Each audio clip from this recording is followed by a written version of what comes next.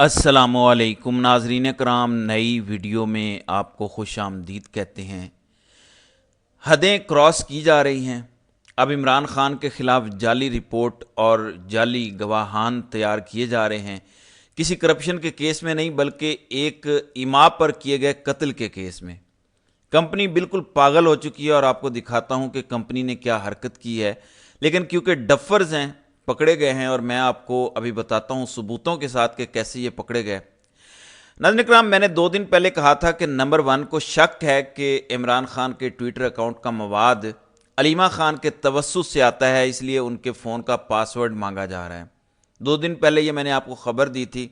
अब आप सुने एक अस्करी रिपोर्टर अलीमा खान से क्या सवाल कर रहा है, ये ज़रा सुने। पाकिस्तानी पीटीआई के सोशल अकाउंट कौन हैंडल कर रहा है?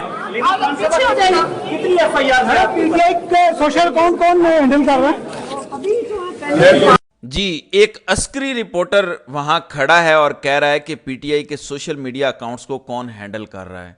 फिर दोबारा पूछता है पीटीआई के सोशल अकाउंट को कौन हैंडल कर रहा है। इसलिए अलीमा खान को रिमांड पर भी दिया गया, बार बार उनसे पासवर्ड मांगा जा रहा है, लेकिन उन्होंने पासवर्ड नहीं बताया, जाहिर है। इस दौरान आईएसआई ने कोशिश की होगी, क्योंकि ख़वातीन अमूमी तौर पर पासवर्ड सिंपल रखती हैं, कोई डेट ऑफ बर्थ रख लेती हैं, तो बज़ाहिर ऐसा लगता है कि इनको पासवर्ड नहीं मिला, इसलिए परेशान है। क्योंकि अगर मिल जाता तो अचानक ज़राए से ख़बरें आ जाती कि अलीमा खान के फ़ोन से बड़े बड़े इंकशाफात, भारत के नक्शे निकल आए, कोई सिखों की लिस्टें निकल आईं। इस तरह की कहानियाँ कंपनी बनाती रहती है, तो ऐसी कोई बन जानी थी, अभी तक बनी नहीं है और उनको जुडिशियल कर दिया गया। मतलब ये कि ऐसी कोई कहानी कम अज़ कम ये बनाने में नाकाम हो गए हैं। लेकिन इस वक्त की जो सिचुएशन है, ये 3 बहन भाई इस टाइम अडियाला जेल में हैं। इस ख़ानदान की कुर्बानियों का कर्ज हम कभी चुका नहीं सकेंगे। ये वक्त है जब अलीमा खान, इमरान खान और उज़्मा खान, ये तीनों जेल में हैं, एक ही जेल में हैं। अब उसी जेल में इमरान खान की अहलिया भी कैद हैं। पूरे ख़ानदान को अडियाला जेल में डाल दिया गया है। क्या पाकिस्तान में कभी ऐसा हुआ है कि जरदारी के साथ उसकी सारी बहनों को डाल दिया गया हो जेल में? नवाज शरीफ के साथ बाकी भाइयों को जो गैर सियासी हैं डाल दिया गया हो जेलों में? या नवाज शरीफ की किसी और बेटी को, मरियम तो खुद सियासत में है, दूसरी किसी बेटी को डाल दिया गया हो, मरियम नवाज के बच्चों को डाला गया हो? यहाँ तो इमरान खान के भांजे को भी डाला गया है। कभी पाकिस्तान की तारीख में ऐसा नहीं हुआ जो अब हो रहा है। भुट्टो को फांसी दे दी, लेकिन ये रवैया वहां भी नहीं इख्तियार किया था इस्टेब्लिशमेंट ने, जो अब कर रही है। तो ये कौम को देखना पड़ेगा कि जो आपके लिए कुर्बानी दे रहा है उसके साथ इस्टेब्लिशमेंट क्या सलूक कर रही है।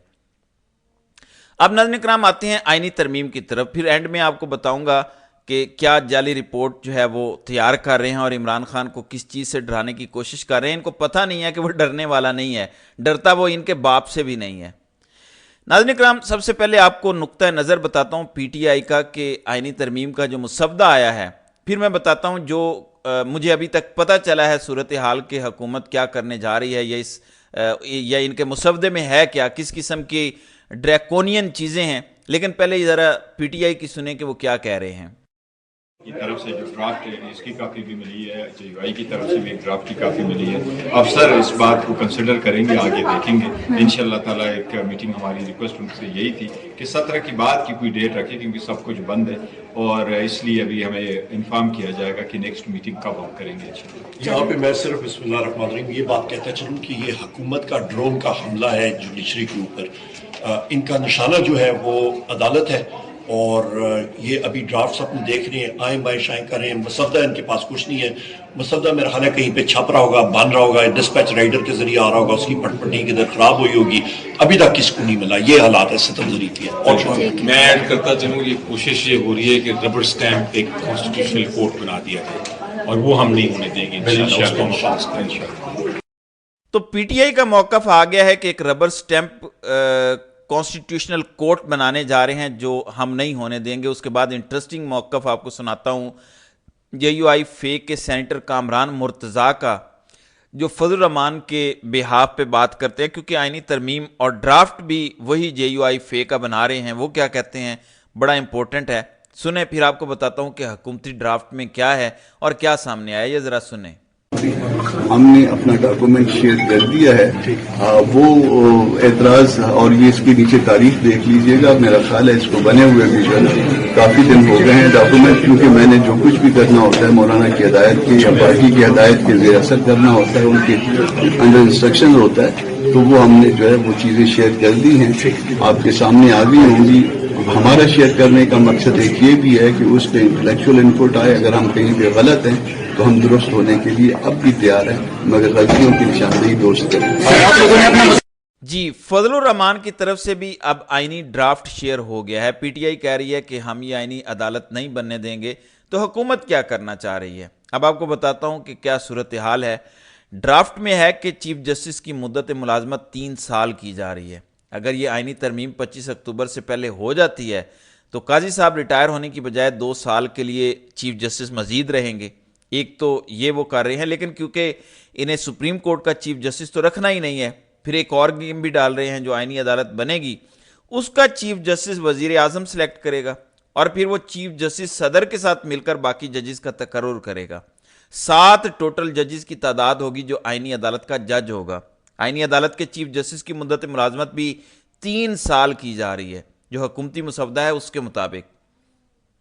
آئینی عدالت کے چیف جسٹس کی بھی مدت ملازمت 3 سال پکی کی جا رہی ہے آئین میں, اور سپریم کورٹ کے چیف جسٹس کی مدت ملازمت بھی 3 سال پکی کی جا رہی ہے. بیچ میں یہ مشورے بھی دیے جا رہے ہیں کہ ٹاپ 3 یا ٹاپ 5 میں سے چیف جسٹس بنے گا سپریم کورٹ کا. ابھی بھی منصور علی شاہ اور منیب اختر کو یہ بنانے کے لیے تیار نہیں ہے لولی لنگڑی سپریم کورٹ میں بھی. اس کے ساتھ ساتھ وزیر قانون, اٹارنی جنرل, کچھ ایم این ایز اور سینیٹرز وغیرہ یہ سارے مل کر جج کی تقرری کر لیا کریں گے. یعنی اپنا جج لے کر آؤ, لگاؤ, جس کی حکومت ہے وہ اپنے جج لگا لے اور بس. یہ نظام بنانے کی بات کر رہے ہیں.